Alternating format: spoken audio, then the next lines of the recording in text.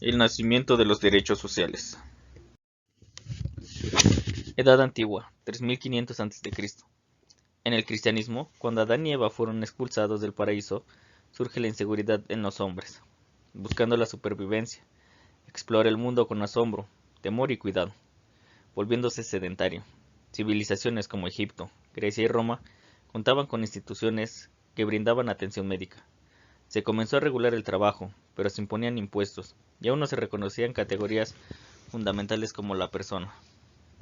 En las antiguas culturas americanas, los incas garantizaron a la totalidad de los seres humanos el derecho a la vida, mediante la satisfacción plena de las necesidades físicas primordiales, como la alimentación, vestido, vivienda y salud, que equivalía a la supresión del hambre y la miseria causados por las desigualdades sociales, así como la de atender a los ancianos, viudas y huérfanos a cargo del Estado, y no abandonarlos a su suerte como ocurría en otras culturas antiguas.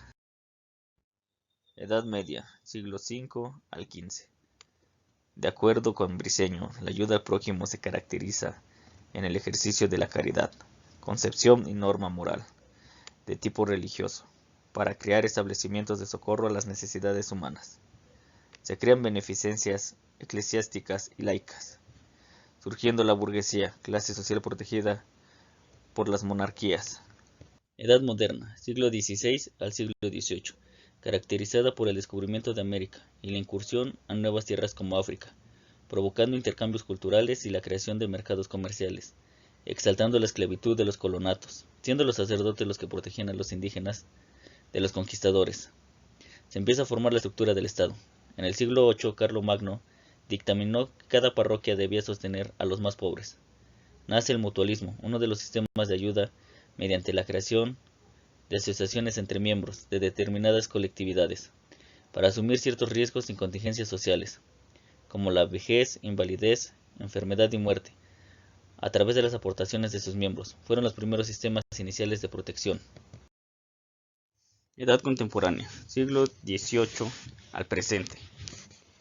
Alta Edad comienza en el periodo de la Revolución Francesa, 1789 a 1804, donde la tensión entre los dueños del capital con el pueblo oprimido desencadena la lucha por la defensa de sus intereses, terminando con los privilegios de la monarquía y da nacimiento a los derechos humanos. Baja Edad, etapa de tranquilidad previa a la Guerra Mundial, 1870 y 1914. Aún no surge la seguridad social, pero se comienza a ordenar los elementos para su conceptualización. Periodo bélico. Después de la Primera Guerra Mundial, el canciller de hierro fue el primer ministro de Prusia, creador del seguro de vejez y de enfermedad, constituyendo el primer sistema de seguridad social en el mundo. El seguro privado hace su aparición a fines del siglo XIX como un contrato de derecho privado, con el objeto de cubrir ciertos riesgos y contingencias sociales. El término seguridad social se utilizó por primera vez en un documento normativo, en la Ley de Seguridad Social de los Estados Unidos, en 1935. La seguridad social se estructura para cubrir todos los riesgos y contingencias a que están sujetos los miembros de una determinada colectividad. En la actualidad, los sistemas de seguridad social están en crisis, por lo que requiere de una reforma profunda y urgente. Época prehispánica. Rosa María Meyer expresa que existen datos sobre instituciones similares a las de la seguridad social, desde la época de Moctezuma II, en el pueblo azteca, donde se protegía principalmente a guerreros que recibían atención médica en establecimientos parecidos a los hospitales, en los que también se atendían a los enfermos del pueblo. Los establecimientos eran sostenidos con los sobrantes de las cosechas, destinadas al culto de los dioses. También existía un sistema de ahorro primario, asistencial, para repartir al pueblo en tiempos de hambre provocada por epidemias, inundaciones o sequías. Época colonial. La intervención española en México significó el traslado de sistemas políticos, culturales como sociales, que sustituyen los esquemas de convivencia indígena. Este cambio se reflejó también en el ámbito de protección y asistencia a las clases desposeídas. Las funciones de este régimen hospitalario eran muy amplias, pues en el mismo establecimiento se manejaban orfelinatos, hospedería, sanatorio y asilo al mismo tiempo. Posteriormente pasaron a depender de los ayuntamientos. Otra institución, característica de esta época, son las llamadas cofradías, que sirvieron en dos tipos, religiosas y gremiales. con la finalidad de prestar ayuda mutua y el sufragio a los cofrades muertos. México independiente. En 1821 el Hospital Real de Indios, que era el hospital fundado expresamente por el rey de España, fue suprimido a causa de la diferencia racial que manifestaba. La hacienda pública hace descuentos al salario para la creación de un fondo de incapacitados. El 30 de abril de 1904. En el año de 1841 se inicia un repunte con la creación del Consejo de Salubridad, con objetivos de fomentar los estudios de higiene, vigilar los establecimientos públicos, dictar a las autoridades medidas de higiene pública y formar el Código Sanitario de la República Mexicana. En 1861, el presidente Benito Juárez decretó la creación de la Dirección General de Beneficencia, para centralizar los servicios hospitalarios, para organizar, coordinar y sostener los medios de beneficencia pública, a fin de convertirlo en un servicio público, dependiente del Estado. En 1877, en el Porfiriato se crea la Dirección de Beneficencia Pública. Tal fue el éxito de estas fundaciones y el crecimiento de sus centros hospitalarios, que para 1885 el gobierno tuvo que controlarlas a través de la gobernación, y en 1989 apareció una ley que daba personalidad jurídica a las asociaciones filantrópicas, y en 1904 se dictó la Ley de Beneficencia Privada para el Distrito Federal y territorios federales. Como antecedentes verdaderos de la legislación moderna sobre aseguramiento de los trabajadores y de sus familiares, se encuentran en principios de este siglo, en dos disposiciones. De nivel estatal, la Ley de Accidentes de Trabajo del Estado de México, 1904, y la Ley sobre Accidentes de Trabajo del Estado de Nuevo León, 1906, en los que se reconocía por primera vez en el país la obligación para los empresarios de atender a sus empleados en caso de enfermedad, accidente o muerte derivados del cumplimiento de sus labores. Artículo 1. El 10 de junio del 2011 se reformó el artículo 1 constitucional para que salvaguarden los derechos humanos reconocidos en la Constitución y en los tratados internacionales en los que México participa. La OIT promueve contenidos en la materia laboral y seguridad social que reciben el nombre de convenios, siendo verdaderamente fuente de normas jurídicas, desprendiéndose el fundamento constitucional del derecho de seguridad social en México. Artículo 4. El artículo 4 constitucional se relaciona con el acceso a la salud de los mexicanos que se encuentran fuera del esquema del trabajador, que refiere el artículo 123 constitucional en los siguientes términos. Toda persona tiene derecho a la protección de la salud. La ley definirá un sistema de salud para el bienestar, con el fin de garantizar la extensión progresiva, cuantitativa y cualitativa de los servicios de salud, para la atención integral y gratuita de las personas que no cuenten con seguridad social.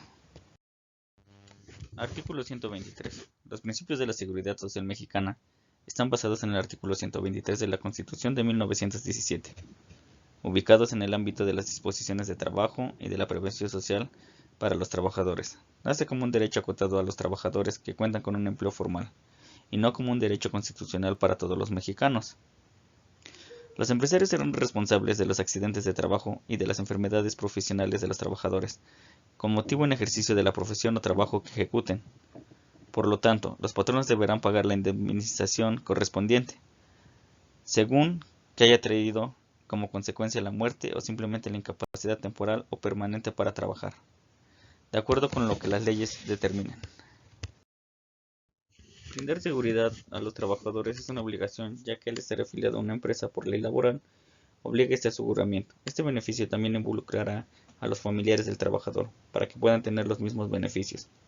Adicional que la empresa estará brindando seguridad para el subordinado, haciendo que su negocio no tenga rotación de personal continua. Los subordinados son igual de importantes que los clientes, por eso hay que cuidar su integridad y la de sus familias, para fomentar una buena cultura organizacional.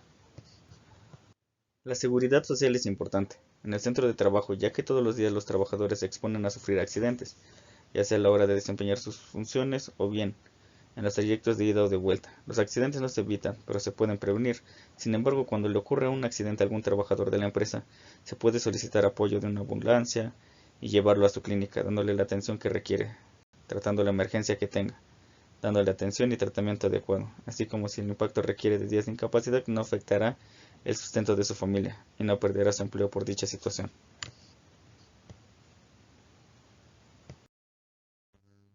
Actualmente las empresas se sostienen a través de las ventas de productos o servicios, empleando gente de ventas en distintos medios de transporte, ya sea moto o auto. En específico, las empresas refresqueras de México tienen muchos vendedores en moto, los cuales ejecutan visitas presenciales a los puntos de venta de los clientes. Sin embargo, hay muchos casos reportados de asaltos, exponiendo la integridad del trabajador, donde ha sufrido de agresión verbal y física, solicitando atención médica en el seguro por las lesiones ocasionadas. O bien, si llegan a chocar o los chocan, también se exponen físicamente. En algún percance donde se expusieron y dañaron partes de su cuerpo, donde requieren de cirugía y atención médica. Al tener seguro social es una gran ventaja, ya que les ofrece la atención inmediata para tratar la urgencia. Conclusión. Finalmente, en conclusión, podemos estar agradecidos que a través del tiempo se han ido modificando las leyes para favorecer al trabajador. Desde los tiempos remotos han existido la esclavitud en los seres humanos. Sin embargo, al fomentar cuerpos que regulan las leyes, han favorecido al ser humano con la Constitución mexicana, los derechos humanos y más organizaciones que luchan por estos beneficios. Sin embargo, como se menciona, no siempre ha sido así. Es una lucha que se llevó a cabo por los revolucionarios mexicanos que buscaron la protección de los derechos y el de las familias mexicanas, por lo que han favorecido a muchas familias. Las empresas deben entender que al cumplir con sus derechos del trabajador, fomentan que no haya rotación de personal y que pueden mantener un ambiente de trabajo sano, motivando a los subordinados a mantener su estancia en la empresa y al mismo tiempo dándole al trabajador tranquilidad al saber que estos beneficios también son para su familia y que están respaldados por la ley y la Constitución mexicana.